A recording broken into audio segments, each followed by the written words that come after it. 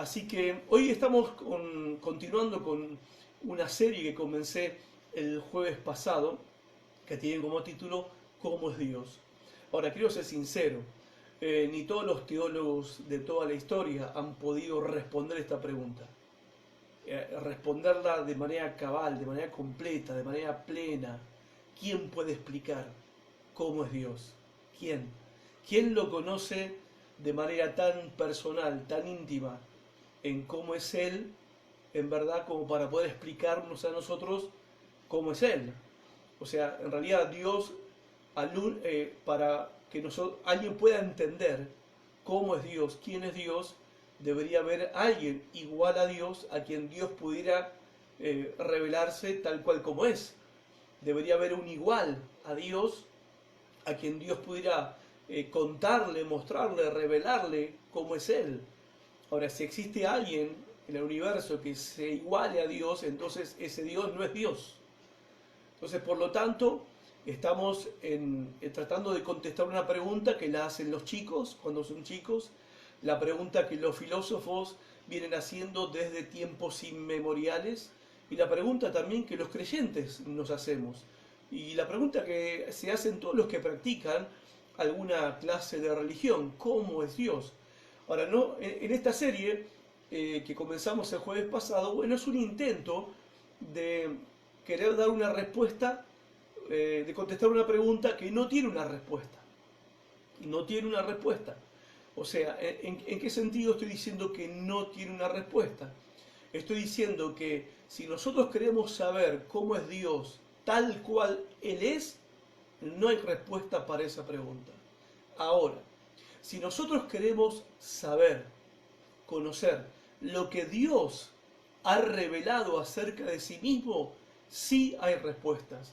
Hay respuestas claras, hay respuestas entendibles, hay respuestas comprensibles, hay respuestas sencillas también, algunas complejas, y hay respuestas que son suficientes como para asombrarnos y conmovernos, al punto tal de impulsarnos a la adoración del Dios que se reveló a sí mismo. Y Dios se ha revelado a sí mismo. No se ha revelado de manera completa y total, esa es la verdad, pero se ha revelado a nosotros a través de tres maneras particulares, específicas. La creación revela acerca de el poder y la divinidad de Dios.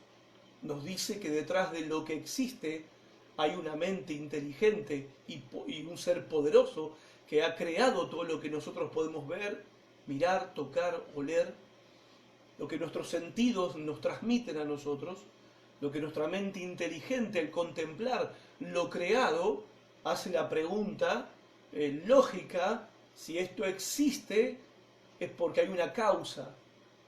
Esa causa es la causa creadora, es la causa motora de todo lo que nosotros vemos en el universo, en la creación. Después, la otra manera en que Dios se revela, se ha revelado a sí mismo, es a través de las Escrituras, a través de la Biblia, a través de la palabra de Dios. Y Dios también se ha revelado a través de la persona de su propio Hijo, el Señor y nuestro Salvador, Jesucristo.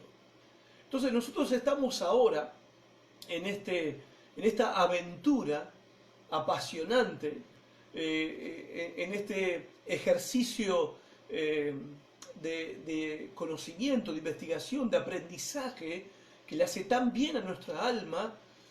Mencionaba el jueves pasado que no hay mejor manera de poder elevarnos por encima de las circunstancias del presente que poner nuestra mente y nuestro corazón en meditar y reflexionar acerca de la persona de Dios, acerca de quién es Él y cómo es Él.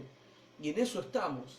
Y queremos responder esta pregunta acerca de cómo es Dios, acerca de qué clase de Dios es Él y acerca de aquello que podemos esperar nosotros de este Dios.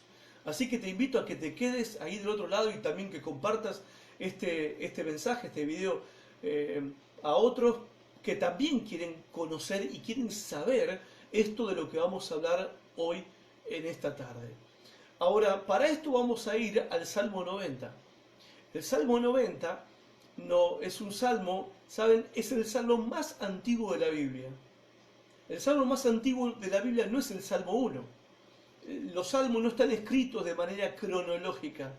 Los salmos están escritos como una colección, son una colección de salmos, ¿sí? De cantos, de poesías, de quejas, lamentos, ruegos, oraciones, ¿sí? Pedidos de venganza, por ejemplo, imprecaciones se llaman esa clase de salmos. Y el Salmo 90, que es el más, ¿por qué es el más antiguo de la Biblia? Porque lo escribió Moisés.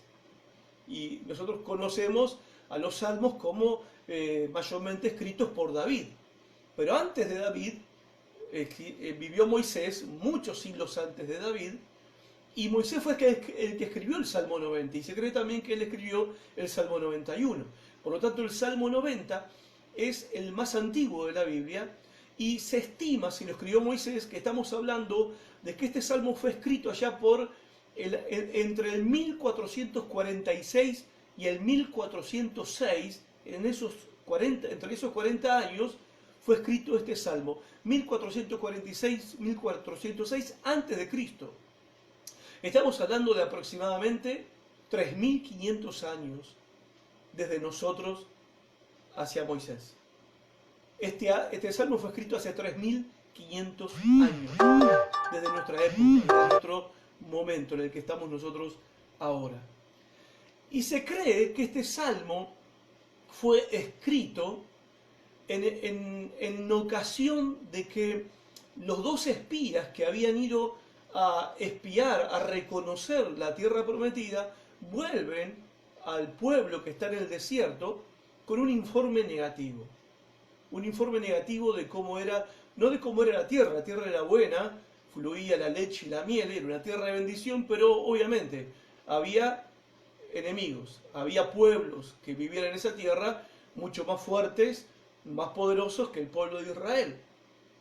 Y traen un informe negativo, la tierra es espectacular, pero hay gigantes allá, hay gente de gran estatura, gente armada, gente muy fuerte, con mucha capacidad militar, nosotros somos como langostas al lado de ellos. Bueno, se cree que fue justamente en ese momento que Moisés escribe el Salmo. No lo vamos a leer entero, sino que lo vamos a ir leyendo paso a paso, para entender un poco la experiencia que lo lleva a Moisés a escribir este Salmo. ¿La experiencia cuál es? Piensen en esto, Moisés está escribiendo, no olviden que Moisés vivió 120 años. Y Moisés a los 80 años sacó al pueblo de Israel de la esclavitud de Egipto. Y él está cerca ahora de los 120 años. ¿Y qué pasó durante esos casi 40 años que él está peregrinando con el pueblo de Israel en el desierto? Bueno, lo que él ve durante esos casi 40 años, él es testigo, él ve a la muerte persiguiéndolo, para decirlo en criollo. Él ve la muerte persiguiéndolo durante esos 40 años en el desierto. ¿Por qué digo que ve la muerte persiguiéndolo? No estoy diciendo que está viendo a la muerte, ni está viendo la muerte con la capucha y la guadaña que lo persigue. No. Que él está viendo con sus propios ojos cómo esa generación que él sacó de la esclavitud de Egipto, durante esos 40 años, se estaban muriendo todos. Es más, para este momento en que Moisés escribe el Salmo 90, la mayoría de los israelitas que él había sacado de la esclavitud de Egipto 40 años atrás, la mayoría de esos israelitas habían muerto en el desierto en esos 40 años durante su peregrinar. Esto fue un golpe muy fuerte para Moisés. Esto fue un golpe muy duro para Moisés, muy duro. Es duro ver con tus propios ojos cómo van muriendo personas con las que vos conviviste, con las que vos viviste experiencias, compartiste la vida, compartiste alegrías, compartiste tristezas, compartiste la gloria de Dios, viste el poder de Dios juntamente con ellos. A ver, a mí me pasa hoy en día, o sea, no me pasaba esto hace 10 años atrás, no me pasaba esto hace 20 años atrás, menos hace 30 años atrás, no me pasaba esto que me pasa ahora. Hoy cuando escucho una noticia o leo una noticia de alguien que muere y que en mi juventud era alguien conocido, o fue alguien importante, o fue alguien influyente para mi vida en ese momento. A ver, pueden ser desde deportistas, pueden ser desde cantantes, de actores de series o personas importantes de la política de ese tiempo, y de repente los vas viendo que se van muriendo porque eran un poco más mayores que uno, o no eran mayores tampoco, eran de la edad de uno, y de la misma edad de uno, y se mueren. Incluso me pasa también que he conocido pastores y predicadores con los que Dios ha bendecido mi vida a lo largo de estos 32 años que tengo de creyente, que cuando yo era muy jovencito escuchaba sus enseñanzas, escuchaba sus predicaciones, y hoy ya han partido a la presencia de Dios. Cuando escucho esas noticias y me entero de esas noticias, no es lo tomo de una manera, les digo la verdad, lo tomo de una manera que como que uno lo siente más cerca. Esa es la realidad. Uno siente esa realidad, la realidad de la muerte la siente más cerca. ¿Sí? La siente más cerca. Y es más, yo pienso que esto les debe pasar a muchos de ustedes cuando ven que amigos de la infancia fallecen, incluso cuando uno llega a los 70 años o llega a los 80 y las personas de su generación, algunos ya no están, y uno obviamente está con el pensamiento de que uno está viviendo al filo de la eternidad. Esa es la realidad. Y Moisés lo estaba viendo con sus propios ojos esto, e incluso él estaba enterrándolos a ellos en el desierto. O sea, él escribe el Salmo 90 como alguien que está viendo cómo toda una generación se ha ido. Y él sigue vivo. ¿Sí? Él va a morir a los 120, o sea, él ve toda una generación de que 40 años vivieron en el desierto, que se está muriendo, que se está yendo, que se fue. Él todavía estaba, ellos estuvieron con él, pero ahora ya no están. Ahora ya no están. Y en medio de esto que es la tragedia de la vida y la inestabilidad de la vida, esta situación lo llevó a Moisés, lo llevó a Dios en oración. Y el Salmo 90 es justamente una oración. Y es una oración donde Moisés hace un contraste muy notable, inspirado por el Espíritu Santo, un contraste entre la eternidad de Dios y la transitoriedad, lo temporal, lo fugaz, lo caduco, lo provisorio, que es la vida humana. Y este es el Salmo por excelencia, donde la Biblia nos habla acerca de este atributo del que vamos a hablar hoy, que es la eternidad de Dios. O sea, ¿qué es lo que nos está diciendo Moisés en este Salmo? Dios es eterno. Entonces, ¿cómo respondemos a la pregunta del principio? ¿Cómo es Dios? ¿Qué clase de Dios es Él? ¿Qué podemos esperar de este Dios? Bueno, ¿cómo es Dios? Dios es eterno. Y esto tiene implicancias muy fuertes para nuestras vidas. Esto afecta a nuestras vidas, esta realidad de que Dios es eterno, afecta a nuestras vidas de una manera dramática en nuestro diario vivir y también afecta nuestra propia eternidad. Salmo 90, versículo 1 y versículo 2. Dice Moisés: Señor, tú nos has sido refugio de generación en generación, antes que naciesen los montes y formases la tierra y el mundo. O sea, Moisés está apelando, comparando la existencia de Dios con la creación de Dios. O sea, él dice antes de lo que creaste, antes que los montes nacieran, antes que formases la tierra, antes que hicieras el mundo, antes, desde el siglo y hasta el siglo, tú eres Dios. Tú eres Dios. ¿Saben que la expresión desde el siglo hasta el siglo significa desde siempre hasta siempre? Tú eres Dios. Desde siempre hasta siempre, tú eres Dios. Moisés dice, antes que todas las cosas fueran creadas, antes que existiera todo lo que existe, antes de todo eso, Dios ya existía. Para decirlo de otra manera y quizás en términos un poco filosóficos, si algo existe ahora, si algo existe ahora, es que algo ha existido antes, en la eternidad pasada. ¿Por qué? Porque si no hubiera existido nada antes, tampoco existiría nada ahora.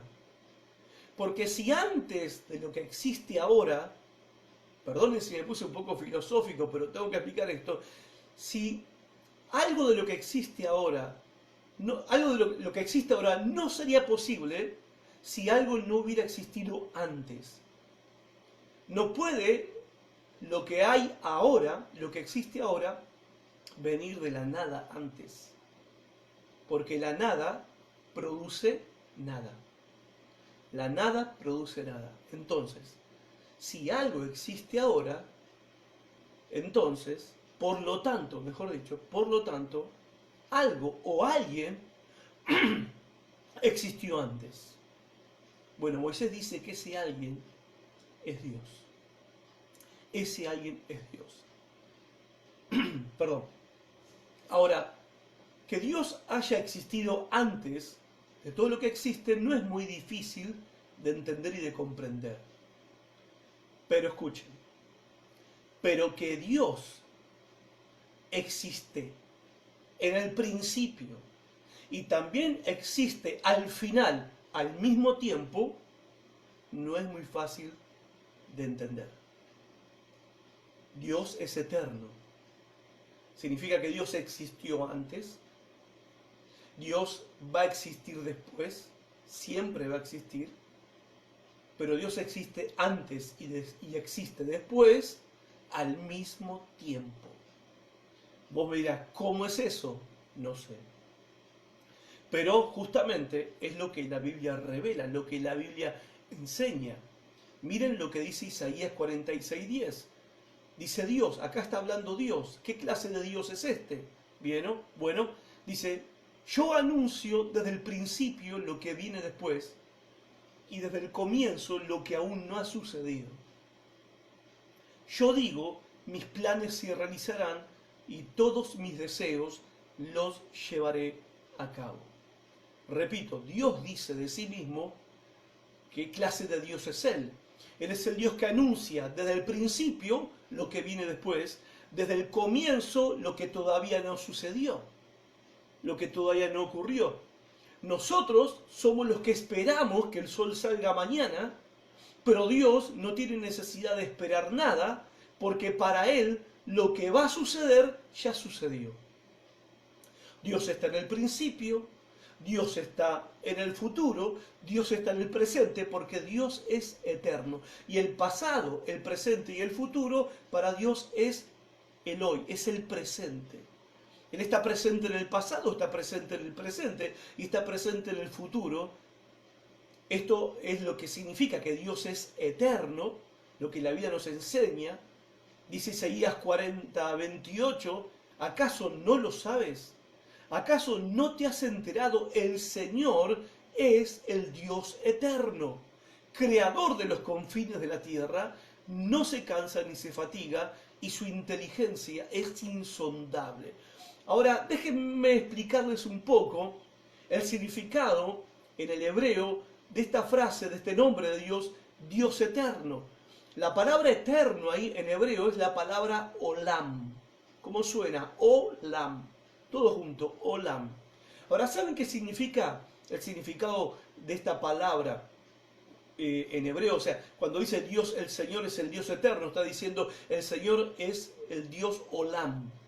Eso es lo que está diciendo en el texto hebreo en Isaías 40:28. Ahora, la palabra olam significa para siempre, perpetuo. Dios es el Dios para siempre, es el Dios perpetuo. ¿Qué implica esto?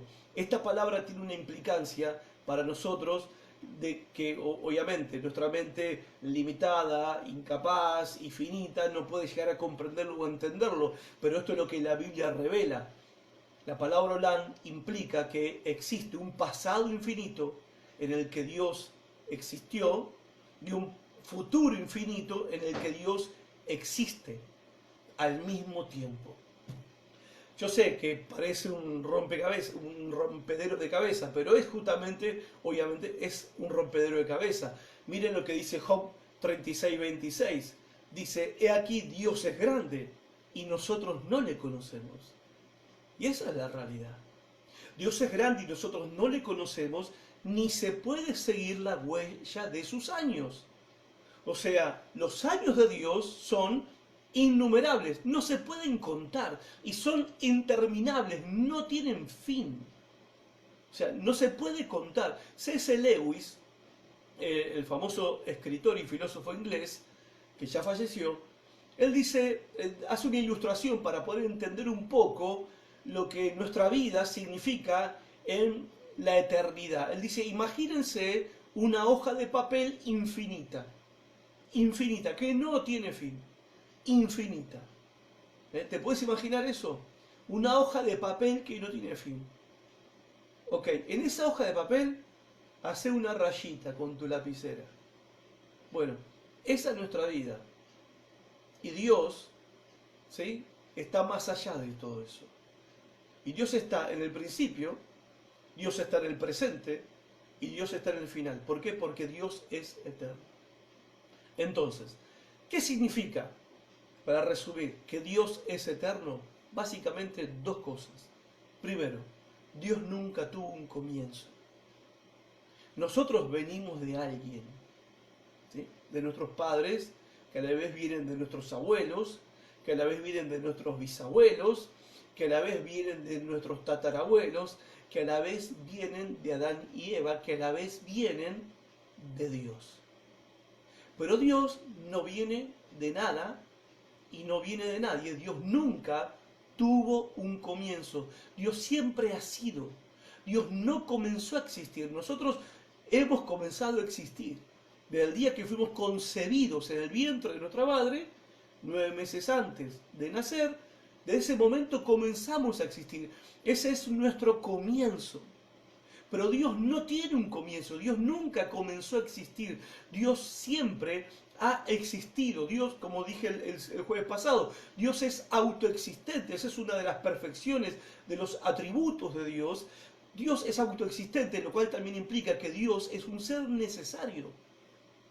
Es necesario para que haya existido todo lo que existe y es necesario para que nosotros hubiésemos existido como existimos hasta el día de hoy. Dios es el único ser necesario del universo. Nosotros no somos, lamentablemente, necesarios. Pero Dios sí es el ser necesario porque Él es la fuente, la causa de todas las cosas y de todos los seres humanos. Dice el Salmo 93, 2, tú eres eternamente. Y la segunda cosa que significa que Dios es eterno, significa que Dios no tendrá fin. Dios no tuvo comienzo, Dios no tendrá fin. Dios vive para siempre. Para siempre. Yo no sé si alguna vez te pusiste a meditar en esa palabra, en esa frase. Para siempre. Algo que es para siempre. Cuando nosotros decimos en una discusión, vos siempre así, bueno, obviamente que eso es una exageración. Porque en el caso nuestro, nada es para siempre. Ni lo bueno ni lo malo. ¿Sí? Lo bueno no es para siempre, lo malo tampoco es para siempre. Ahora, en el caso de Dios, Dios sí es para siempre. Y Dios vive para siempre. Miren lo que dice el Salmo 102, verso 25 al 27. Dice, en el principio tú afirmaste la tierra y los cielos son la obra de tus manos. Ellos perecerán, pero tú permaneces. Todos ellos se desgastarán como un vestido y como ropa los cambiarás y los dejarás de lado. Pero tú eres siempre el mismo y tus años no tienen fin. Gente, el tiempo a nosotros nos afecta. No somos los mismos que hace unos años atrás. No somos los mismos que éramos en nuestra niñez, ni seremos los mismos en nuestra vejez. Ahora, a Dios el tiempo no lo afecta. Dios no cambia. Dios no tuvo comienzo, Dios no tiene final. y el tiempo no pasa por Dios, porque aún el tiempo es una creación de Dios. El tiempo comenzó a existir allá en Génesis capítulo 1, cuando Dios creó los cielos y la tierra, porque para que el tiempo exista debe existir la materia y el espacio. Si no, no puede haber tiempo. Cuando Dios crea la materia, crea el universo y crea todo lo que existe, ahí empieza a correr el tiempo. Pero el tiempo no afecta a Dios, pero Dios sí interviene en el tiempo. Interviene en el tiempo, pero Dios está fuera del tiempo. El tiempo está en Él, pero está fuera del tiempo. Por eso Dios no se cansa, Dios no se fatiga, Dios no espera nada, Dios no espera a nadie, porque Dios está más allá del tiempo. Ahora, esto se desprende de la reflexión de Moisés acerca de la eternidad de Dios. Reflexión en la cual Moisés encontró consuelo para su vida. Y esta es la parte donde nosotros encontramos, ¿sí?, que esta verdad de que Dios es eterno, esta realidad de que Dios es eterno, tiene implicancias poderosas en nuestras vidas y también tiene para nosotros verdades consoladoras. Moisés encontró consuelo en esta verdad, en que Dios es eterno, en la eternidad de Dios. ¿Y por qué Moisés encontró consuelo? Bueno, porque la eternidad de Dios, según Moisés, nos da seguridad a nosotros. Escuchen esto, si Dios no fuera eterno, y hay algunos teólogos que cuestionan esto, ahora voy a explicar por qué. Espero no olvidarme, pero voy a explicar por qué. Ahora, escuchen esto. Si Dios no fuera eterno, todos los atributos y perfecciones de Dios y todas las doctrinas cristianas del cristianismo no tienen valor. O sea, Dios es amor. Ahora, si Dios no es eterno, significa que su amor no es eterno. Dios es misericordioso. Ahora, si Dios no es eterno, significa que su misericordia tampoco es eterna. Dios es perdonador. Ahora, si Dios no es eterno, significa que su perdón tampoco es eterno. Nosotros creemos en la salvación por la fe, que somos salvos de nuestros pecados para vida eterna solo por la fe, por poner nuestra fe, nuestra confianza en la obra que Cristo hizo en la cruz a nuestro favor. Ahora, si Dios no es eterno, la obra que Cristo hizo, entonces tampoco es eterna, y mi salvación y tu salvación no es eterna. A ver, entendamos esto, el hecho de que Dios es eterno afecta todo en nuestras vidas y todo lo que tiene que ver en la personalidad, el carácter de Dios, en la clase de Dios que nosotros adoramos, amamos y servimos, y afecta también las convicciones y las doctrinas que nosotros creemos según nos lo revela la Biblia, nos lo revela la palabra de Dios. Y como decía recién, parece mentira, pero hay incluso predicadores, pastores, teólogos que cuestionan la eternidad de Dios, que la Biblia no enseña que Dios es eterno, porque ellos tienen un problema con esta cuestión de que si Dios es eterno, entonces el castigo de Dios también es eterno. Si la salvación es eterna, el castigo, la condenación de Dios a los pecadores también es eterna. Y hay muchos que no pueden aceptar esto, que no pueden aceptar que los pecadores sean condenados por toda la eternidad, que los pecadores vayan al juicio eterno, al castigo eterno, al sufrimiento eterno, por rechazar a Cristo, que vayan al infierno eterno para toda la eternidad, para siempre. Entonces, como hay algunos que no pueden aceptar esta verdad, cuestionan el hecho de que Dios sea eterno. Bueno, pero si Dios no es eterno, entonces el cristianismo es una mentira, entonces este Dios no es digno de ser adorado, no es digno de ser amado y no es digno de ser servido, y menos es digno de ser creído, un Dios que no es eterno. Dios es eterno, su salvación y su perdón y misericordia y amor son eternos, y también su castigo, su juicio, su condenación y su ira son eternas. ¿Por qué? Porque Dios es eterno. Ahora, ¿por qué Moisés encuentra consuelo en esta realidad? Porque gente, todo cambia en la vida, todo cambia y todos cambiamos. La vida es inestable, el mundo es inestable, las naciones son inestables, la realidad es inestable. Hoy lo podemos testificar todos. Hace 70 días nuestra realidad era una y ahora estamos en una realidad totalmente impensada, totalmente impredecible que nadie esperaba, y esto ha traído cambios y una inestabilidad no solamente a nivel mundial, a nivel nacional, a nivel sanitario, a nivel económico, sino a nivel personal.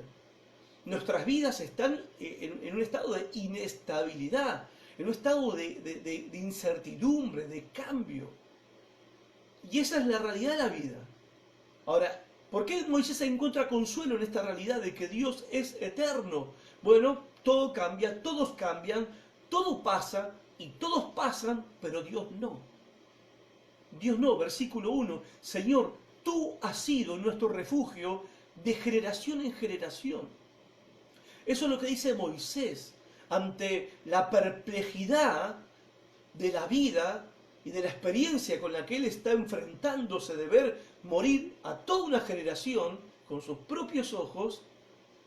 Él llega a esta conclusión, a esta verdad de que Dios, en todos estos años, en todos estos siglos, en todo este tiempo, Dios, Señor, tú, dice Moisés, tú has sido, Señor, nuestro refugio de generación en generación. Ahora, permítame explicarles, ¿sí?, tres palabritas. La palabra Señor. Dios le dice, Moisés le dice a Dios, Señor. Esa palabra en hebreo es Adonai, y significa dueño, significa amo. ¿Qué está diciendo Moisés? Moisés está diciendo amo de nuestras vidas, dueño de nuestras vidas. Tú eres el que tienes la autoridad, el gobierno y el señorío sobre nuestras vidas. Tú no eres un Dios débil, tú no eres un Dios imaginario, tú no eres un Dios frágil, tú eres Señor que gobierna con autoridad, con todo poder y con toda soberanía. Eso significa la palabra Señor, amo y dueño del universo y de nuestras vidas. Luego dice que este amo y dueño, este Dios que es el amo y el dueño de todo lo que existe y de su pueblo, es nuestro refugio. La palabra refugio acá es hogar, no refugio en el sentido de escondite. Un refugio, me escondo en un refugio, y me escondo, iba a decir, me escondo en un refugio. No refugio, no, esa palabra, acá la palabra refugio significa hogar. Tú eres nuestra casa, tú eres nuestro lugar de descanso, nuestro lugar de reposo, nuestro lugar de protección, nuestro lugar de sosiego. El lugar donde encontramos, en medio de un mundo cambiante, de una vida inestable, de un mundo que se sacude, Señor, amo, dueño de nuestras vidas, en ti encontramos estabilidad, en ti encontramos paz, en ti encontramos tranquilidad, en ti encontramos reposo y en ti encontramos protección, porque tú eres nuestro hogar, tú eres nuestra casa. Por eso nosotros los creyentes no tenemos que temer a nada ni a nadie. ¿Por qué? Porque Dios es nuestro refugio y nuestro refugio para siempre, porque Él es eterno. Él es eterno. Salmo 71, verso 3 dice, sé tú mi roca de seguridad, donde siempre pueda esconderme. Da la orden de salvarme, porque tú eres mi roca y mi fortaleza. Salmo 91, verso 9 al 10, dice, ya que has puesto al Señor por tu refugio, al Altísimo por tu protección, ningún mal habrá de sobrevenirte, ninguna calamidad llegará a tu hogar. La realidad, gente, es que a nosotros los creyentes nada puede dañarnos. Podrán dañarnos nuestro cuerpo, las personas, la enfermedad, algún accidente, pero no podrán jamás dañar nuestras almas. Jamás. Porque el Dios, que es amo y dueño de nuestras vidas, Él es el hogar, Él es la casa, Él es la morada donde nosotros vivimos, y Él es nuestra casa, nuestro hogar, nuestro refugio, nuestra morada para siempre. ¿Por qué? Porque Dios es eterno. Y por eso nosotros en Dios tenemos seguridad. Ahora, no solamente esto, hay una expresión de Moisés en el Salmo donde dice que Dios ha sido nuestro refugio de generación en generación. Es decir, durante toda la historia de nuestra vida, aún sin nosotros saberlo, Dios ha sido nuestro hogar. Dios ha sido nuestro refugio, ha sido nuestra casa. Antes de nacer, Dios fue nuestro refugio. En nuestra infancia, Dios fue nuestro refugio y nuestro protector. Desde nuestra conversión, Dios nos ha cuidado, guardado y protegido. Y desde ese momento hasta nuestra partida a su presencia, ninguno de sus hijos se perderá. Y aún después de la muerte, de nuestra propia muerte, Dios seguirá cuidando y protegiendo nuestras vidas, porque Dios ha sido y será nuestro refugio desde siempre hasta siempre, durante toda la historia de nuestra vida, antes de nacer, en nuestra vida presente y en nuestra vida futura, en la gloria. Cuando estemos con Él, Él ha sido, Él es y Él siempre será nuestro hogar, nuestra casa, nuestro refugio. Y en esto, nosotros los creyentes encontramos un fuerte consuelo en medio de una vida que se sacude, una vida que es trágica, y en un mundo que es inestable y se conmueve y se sacude para todos lados. Ahora, la eternidad de Dios nos enseña también, según Moisés, lo breve y lo frágil que es la vida. Miren lo que dice el versículo 3, y acá va a usar un lenguaje metafórico. Moisés, en el verso 3 dice, vuelves al hombre hasta ser quebrantado, y dices, convertíos, hijos de los hombres. ¿Qué está diciendo acá Moisés? La nueva traducción viviente lo traduce mejor. Dice así, haces que la gente vuelva al polvo con solo decir, vuelvan al polvo ustedes mortales. Moisés está ahora haciendo un contraste en cómo es Dios, la eternidad de Dios y lo frágil, breve, transitorio, temporales, caducos, fugaces que somos nosotros. Que el día que Dios habla y dice, vuelve al polvo, que no nosotros, que del polvo venimos, el día que Él dice, vuelvan al polvo, o sea, muere, ese día vamos a morir. No tenemos el poder, no tenemos la capacidad de estirar nuestras vidas un segundo, un minuto más. El día que Dios dice, hoy, ahora, se terminó, volvemos al polvo de donde Dios nos formó y donde Dios nos hizo. Entonces, ¿Dios qué está diciendo? ¿Moisés qué está diciendo? Moisés está diciendo que eso es lo que somos, como el polvo que se sopla. ¿Soplaste polvo? Por supuesto, alguna vez. Y se fue. Así es nuestra vida. También dice que nuestra vida es breve, pocas horas en comparación con la eternidad de Dios. O sea, nuestra vida son pocas horitas en comparación con la eternidad de Dios. Dice el verso 4, porque 1000 años delante de tus ojos son como el día de ayer, que pasó, y como una de las vigilias de la noche. El pueblo judío dividían la noche en 4 vigilias. ¿Sí? Perdón, 3 vigilias.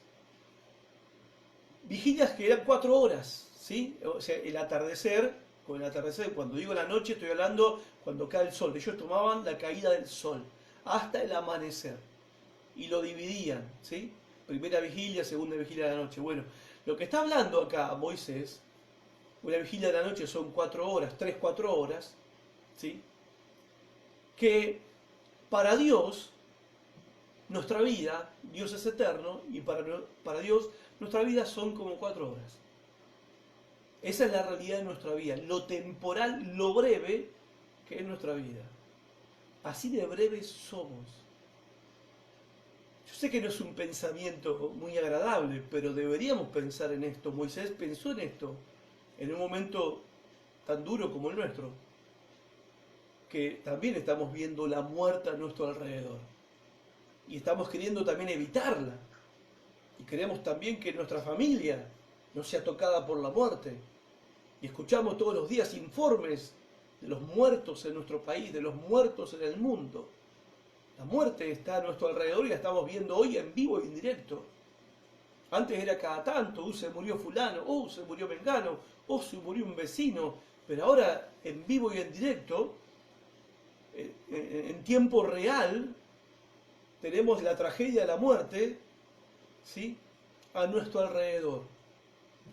Ahora, ¿cómo Moisés, en esa situación, Moisés logró encontrar consuelo justamente meditando en esto?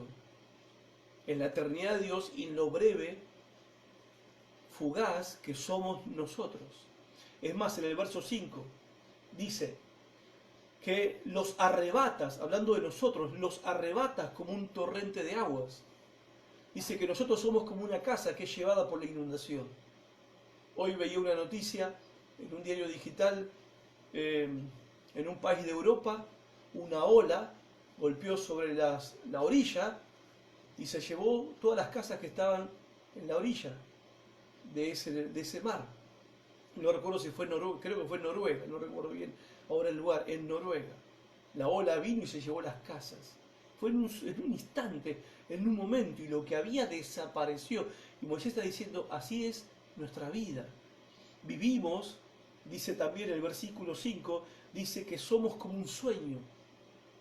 Eso somos, que vivimos como si estuviéramos dormidos, como si estuviéramos en coma, que no tenemos conciencia de lo transitorio, lo fugaz, lo temporal, lo frágil, lo breve que es nuestra vida. Incluso en el versículo 5 al 6 dice, como la hierba que crece en la mañana, así somos. En la mañana florece y crece y a la tarde es cortada y se seca. O sea, dice Moisés, somos como la flor silvestre, que florece a la mañana y después el sol la marchita y a la noche no existe más. Así de corta y frágil es nuestra vida. Ahora, Moisés llega a esta conclusión, ¿sí?, que así como de frágil es nuestra vida y que es corta nuestra vida, la vida no termina con la muerte. En el caso nuestro, la vida no termina con la muerte. Nosotros tuvimos un comienzo. Desde el día que fuimos concebidos en el vientre de nuestra madre, ya fuimos creados como seres humanos y teníamos un alma. Dios nos dio un alma. Esa alma es eterna. Esa alma no es eterna en el sentido del pasado, es eterna en cuanto al futuro. Podemos decirlo de otra manera, esa alma, el alma que tenemos, es inmortal. O sea, la muerte no es el fin. El hombre fue creado para el tiempo, para vivir dentro del tiempo, por eso usamos relojes y miramos la hora, porque nosotros vivimos dentro del tiempo y fuimos creados para el tiempo, pero también fuimos creados para la eternidad. El hecho de que la imagen de Dios está en nosotros hace que hay algo en nosotros, mejor dicho, todo en nosotros clama por la vida y por la permanencia. Por eso no nos queremos morir, porque la muerte es algo para nosotros como antinatural. Aunque es algo irreversible por causa del pecado, porque la muerte no es ni más ni menos que la consecuencia, es la maldición que acarreamos por causa de nuestros pecados, del pecado que heredamos de Adán y Eva, y nacimos con la semilla, con el veneno mortal del pecado, lo cual lleva a la muerte humana. La paga del pecado es la muerte, y la realidad de la muerte lo único que hace es confirmar la realidad del pecado en la vida del ser humano. Pero nosotros lo vivimos como una tragedia, como algo que no debería ser, que no debería pasar. O sea, todos pensamos que no deberíamos morirnos, porque no fuimos creados para morir. Y de hecho nuestra alma, nuestra vida, nuestra alma que fue creada a imagen y semejanza de Dios, es eterna. Dice Salomón en Eclesiastés, capítulo 3, versículo 10, que Dios puso inmortalidad en nosotros. Dios puso eternidad. Por eso nosotros sabemos, de manera por decirlo, dentro nuestro sabemos de que la muerte no es el final. y de que a algún lugar vamos a ir. El problema es que la incertidumbre acerca de a dónde vamos a ir, qué hay después de la muerte, nos hace vivir la muerte como una tragedia. Y está bien que muchos vivan la muerte como una tragedia, aunque la mayor tragedia es lo que les espera después de la muerte si no se arrepienten de sus pecados y no le entregan su vida a Jesucristo. Porque es verdad que la muerte no es el fin, que la muerte simplemente es el despertar a la eternidad. Pero la eternidad solamente puede ser vivida en dos lugares: el cielo eterno o el infierno eterno. Y como la conciencia culpable de muchos, al momento de estar cerca de la muerte, los llena de temor y los llena de miedo, se vive en los que no somos creyentes, los que no son creyentes, perdón, viven la muerte como esa tragedia por la incertidumbre de lo que les espera, por una conciencia que los acusa, por una vida vivida a espaldas de Dios. A espaldas de Dios. Entonces, la vida es corta, pero después de la vida, ¿sí?, por medio de la muerte, pasamos a la eternidad. Puede ser la eternidad con Dios en el cielo para siempre, o la eternidad separados de Dios en el infierno eterno para siempre. Los creyentes despertarán a la vida eterna, al gozo eterno, al disfrute eterno en la presencia de Dios. Los no creyentes, los que han rechazado a Cristo, los que no han creído en Cristo, los que no han arreglado sus pecados con Dios, despertarán a la condenación eterna, a menos que hagan de Cristo su refugio eterno ahora. Ahora es la oportunidad.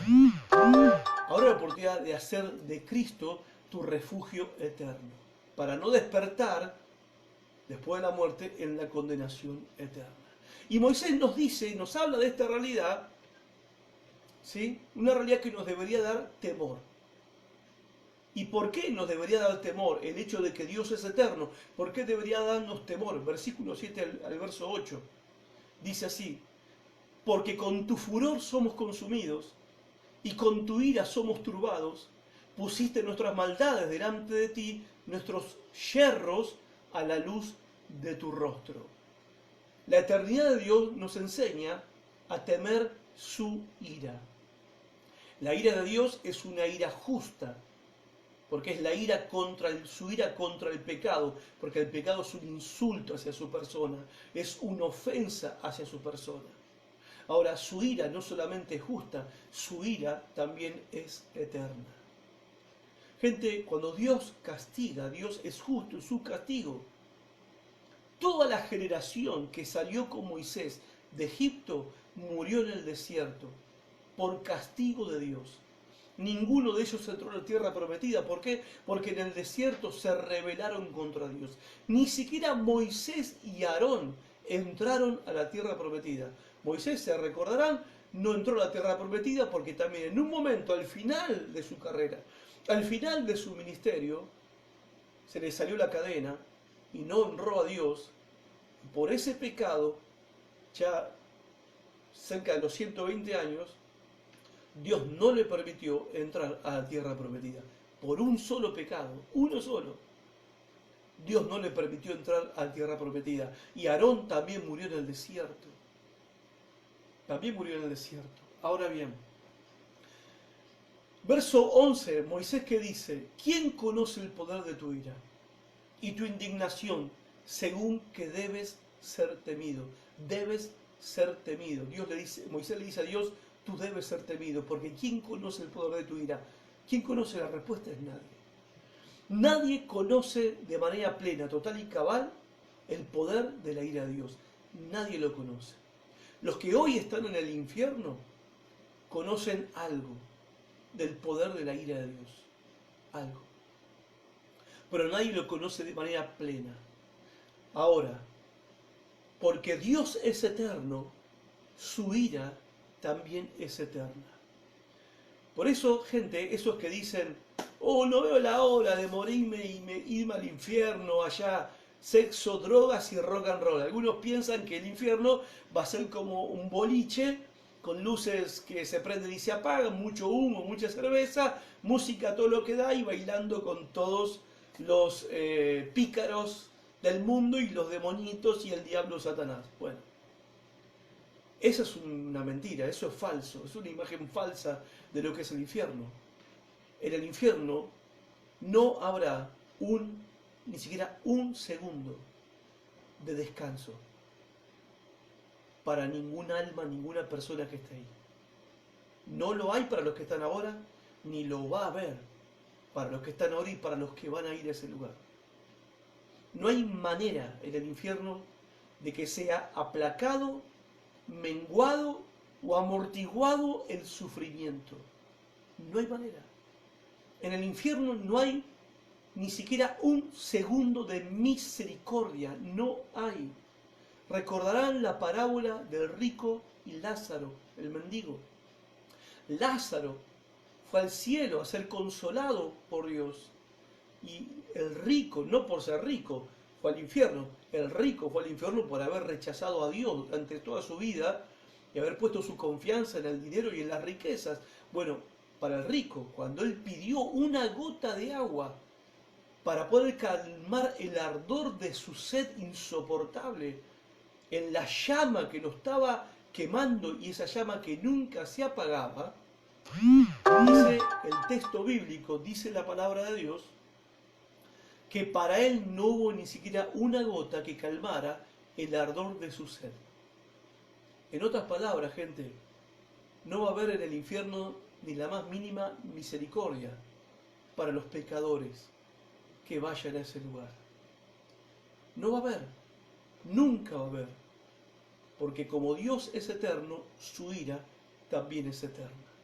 Pero hay un refugio donde podemos acudir para escapar de la ira de Dios, y ese refugio es Jesucristo. Es Jesucristo.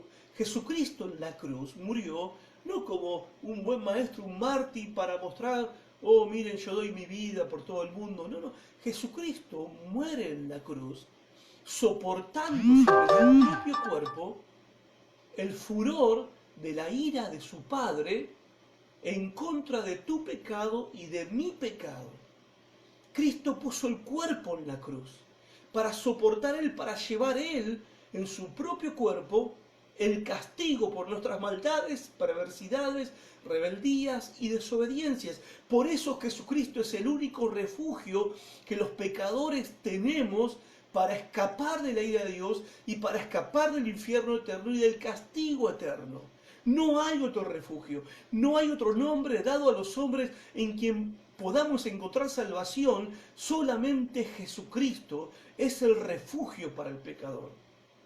El apóstol Pablo en 2 Timoteo 1:10 lo dice así: nuestro Salvador Cristo Jesús, quien destruyó la muerte y sacó a luz la vida y la inmortalidad por el Evangelio. Todas las personas, todos los pecadores que ponen su fe en Cristo van a ser perdonados por Dios. Todos aquellos que rechacen a Cristo están bajo la ira eterna de Dios. Por eso la eternidad de Dios, según Moisés, nos debería a nosotros llevarnos a temer su ira, pero también, y este es el último punto, la eternidad de Dios nos debería llevar a humillarnos delante de Dios en oración. Verso 12 al verso 17. Dice Moisés: enséñanos de tal modo a contar nuestros días que traigamos al corazón sabiduría. Vuélvete, oh Jehová, ¿hasta cuándo? Y aplácate para con tus siervos. De mañana sácianos de tu misericordia, y cantaremos y nos alegraremos todos nuestros días. Alégranos conforme a los días que nos afligiste y los años en que vivimos el mal. Aparezca en tus siervos tu obra y tu gloria sobre sus hijos. Sea la luz del Señor nuestro Dios sobre nosotros, y la obra de nuestras manos confirma sobre nosotros. Sí, la obra de nuestras manos confirma. La eternidad de Dios nos debería llevar a humillarnos delante de Dios en oración. A orar a Dios, a pedirle a Dios. ¿Pedirle qué? Primero, pedir sabiduría para entender la brevedad de la vida. Para vivir en esta vida comprendiendo que nuestro tiempo, comparado con la eternidad de Dios, son 4 horas, menos que 4 horas. El día de ayer, dice, para Dios, ¿sí?, es como viento que pasó. Y nuestra vida es como suspiro, como polvo, como la flor de la pradera, la flor silvestre. Hoy está, nace, mañana se secó, no existe más. Pero si nuestra vida es así, ¿cómo deberíamos vivir nosotros entonces, aprovechando bien el tiempo? Y vivir nuestra vida para Dios, amando a Dios, adorando a Dios y sirviendo al Señor. La segunda cosa que tenemos que pedir a Dios en oración, orar a Dios para que Dios nos permita vivir, ¿sí?, libre de las cargas de nuestras aflicciones del pasado. Que podamos tener, que Dios obre en nuestra vida para que haya un balance entre nuestras aflicciones y las bendiciones. ¿Por qué? A veces nosotros permitimos que las aflicciones del pasado pesen tanto en nuestra vida, sean una carga tan pesada en nuestra vida, que nosotros no podemos vivir nuestro presente ni proyectarnos al futuro. Yo recuerdo en algunos momentos de mi vida donde le he tenido que pedir al Señor, Señor, yo estoy dispuesto a comenzar de nuevo. Estoy dispuesto para empezar una nueva etapa en mi vida y en mi ministerio, en mi servicio hacia ti. Pero Señor, quita de mi alma el peso de los errores y fracasos del pasado. Porque con la carga de los errores y fracasos del pasado, no puedo seguir adelante. Si tú me alivias la carga, si tú quitas mi carga, si tú me llevas la carga, entonces podré levantarme para empezar de nuevo y comenzar una nueva etapa en mi vida. Y Dios lo ha hecho en varias oportunidades en mi vida. Y es lo que Moisés le está pidiendo a Dios. Que haya un balance en nuestra alma entre las aflicciones de la vida y las bendiciones de Dios en la vida. Para que pesen más en nosotros las bendiciones de Dios que las aflicciones que hemos tenido que vivir. Y tenemos que pedirle a Dios que quite el peso de las aflicciones para que podamos vivir nuestro presente y nuestro futuro para la gloria de Dios. Pero por último, lo último que Moisés dice que tenemos que orar y tenemos que pedir, y él lo hace, orar para que Dios bendiga a nuestros hijos y Dios haga que nuestras obras permanezcan después que nosotros no estemos más. Verso 16 y 17 dice, permite que tus siervos te veamos otra vez, que nuestros hijos vean tu gloria, y que el Señor nuestro Dios nos dé su aprobación y haga que nuestros esfuerzos prosperen. Sí, haz que nuestros esfuerzos prosperen, que lo que hacemos para ti sea prosperado y permanezca después que nosotros nos vayamos. Y que después que nos vayamos, está orando Moisés, nuestros hijos conozcan tu gloria. A ver, nosotros oramos a Dios por nuestros hijos, pero no pensemos que todas las respuestas a nuestras oraciones Dios las tiene que contestar en el trayecto de nuestra vida. Nosotros nos vamos a ir. Y cuando nos vayamos, no vamos a tener control de nada de lo que suceda después que nosotros no estemos. No vamos a tener control de qué va a pasar con nuestras obras que hemos hecho en la vida, con nuestro ministerio, en el caso de los que servimos a Dios y tenemos un ministerio. No sabemos lo que va a pasar. Yo como pastor no tengo control de lo que va a pasar con la iglesia que pastoreo. No tengo un control ahora. Menos voy a tener cuando me toque irme a la presencia de Dios. Podré dejar escrito un testamento, pero por más que deje escrito un testamento, después lo que va a pasar, ¿qué va a pasar con mis hijas? ¿Qué van a hacer con el testamento? ¿Qué voy a hacer un testamento para? ¿Qué va a pasar con la iglesia después? Me gustaría que la iglesia esto. Por más que uno deje un testamento, lo que va a suceder después escapa a nuestro control, porque nosotros ya no vamos a estar. No vamos a estar para cuidar a nuestros hijos, no vamos a estar para cuidar a nuestros nietos, no vamos a estar para cuidar el ministerio, la obra de Dios, la iglesia del Señor, en el caso de aquellos que somos pastores, somos líderes, obreros de la iglesia. Pero Dios sí va a estar. Dios va a permanecer. Y debemos orar y pedirle a Dios que Él haga que nuestras obras que hacemos para Él no sean en vano y permanezcan después que nosotros nos vayamos.